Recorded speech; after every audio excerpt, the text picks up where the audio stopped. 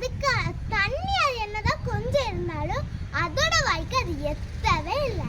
கொஞ்ச நேரம் அது யோசிச்சு அப்படியே கீழே பார்த்தா பெரிய கல் இருந்த.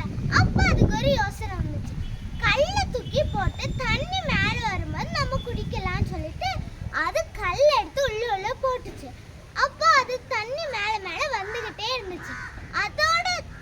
அதுக்கு தண்ணி குடிக்கிற மாதிரி வந்த உடனே அது கல்ல போடுறத ஸ்டாப் பண்ணிட்டு குடிக்க ஆரம்பிச்சிச்சு. அது தாகம் போறது அளவுக்கு குடிச்சிட்டு அது பறந்து போச்சு.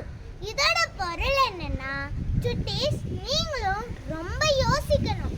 என்ன முடிவு பண்ணாலுமே அதை யோசிச்சு தான் நீங்க முடிவு பண்ணணும். ஓகே சுட்டீஸ், இந்த வீடியோ உங்களுக்கு பிடிச்சிருந்தா லைக் பண்ணுங்க, ஷேர் பண்ணுங்க,